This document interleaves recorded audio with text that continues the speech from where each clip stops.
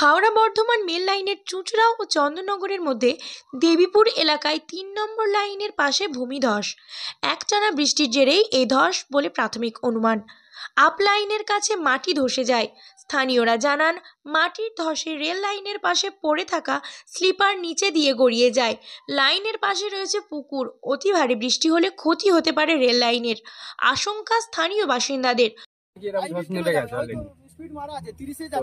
আমাদের পাড়ার ছেলেরা সব চেল্লামিল্লি করছে, লাইনে ধস নেমে গেছে, ধস নেমে গেছে। তখন আমি ঘুম থেকে উঠলাম, আওয়াজ শুনে, তখন 6:30 প্রায় এরকম হবে। আমি তাড়াতাড়ি ঘুম চোখেই এসেছি, এসে দেখি যে এরকম ধস নেমে গেছে, ভিড়ে ভিড়। আমি কাউকে না জানিয়ে আমি সাইকেলটা বার করে সোজা অফিসে গিয়ে জানিয়েছি, চন্দননগরে। তখন হুলের খবর হয়ে গেছে, তো ওরা স্টেশনে গাড়িটাকে দাঁড় করিয়ে দিয়েছে। মানে আমি বলার পরে গাড়িটা ঢুকেছে। তারপরে রেল কর্মীরা সব এসছে, এসে দেখেছে, দেখে সব ওরা মাপঝোক করে তারপরে গাড়িটা অনেক পরে 1-1.5 ঘন্টা পরে ছেড়েছে।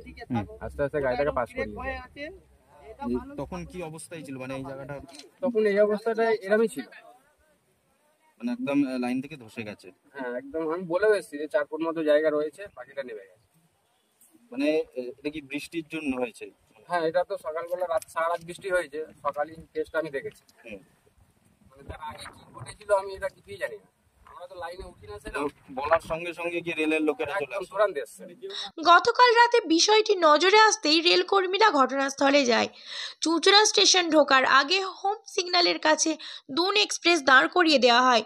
মেনটেন্যান্সের কর্মীরা ফিট সার্টিফিকেট দেওয়ার পর ট্রেন ছেড়ে যায়।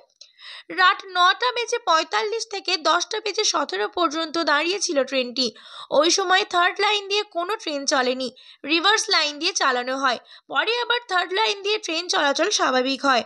আজ সকালেও হুল এক্সপ্রেস কিছুক্ষণ দাঁড়িয়ে থাকে চন্দননগরে। বৃষ্টির মধ্যেই রেলের ইঞ্জিনিয়াররা এসে ঘটনাস্থল পরিদর্শন করেন।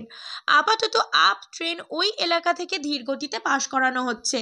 যখন বাড়ি থেকে বেরোচ্ছি, মানে আমি এদিকেও ঢুকিনি, ড্রাইভার থেকে এগোচ্ছি, যখন একটা শব্দ হলো, একটা দমাক করে একটা শব্দ হলো।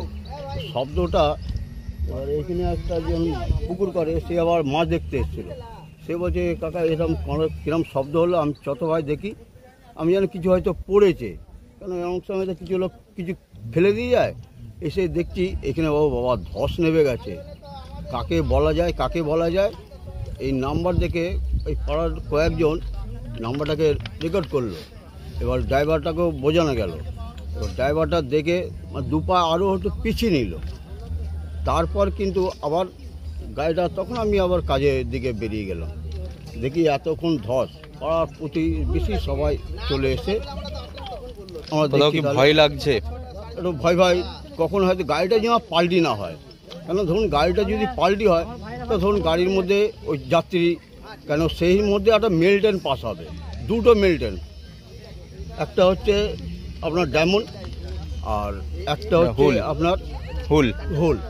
এই দুটো গাড়ি কিন্তু পরস্পর পাসটা হয়।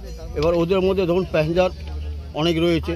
এবার তখনই কিরমভাবে থামানো যায়, গাড়িটা নিশ্চয়ই হয়তো ফোন করেছে, নয় ব্যান্ডেল নয় চন্দননগরকে, দুজনকে হয়তো ফোন করেছে। চুজো হয়তো নেবে কিনা জানি না, কিন্তু এই দুজনকে এই দুপা এগিয়ে আবার তখন দেখছি 2 নম্বর দিয়ে গাড়ি সবাই পাস করছে। এখন গাড়ি চলছে। মানে গাড়ি কি স্বাভাবিকভাবেই চলছে নাকি আস্তে? একটু পোষণ দেওয়া হয়ে গেছে। আচ্ছা, গাড়ি ভালোভাবে চলছে, সাহেবরা সব লেগেছে। কতটা জায়গা ধসটা রয়েছে? ওই কত 30 মিটার হবে। 30 মিটার।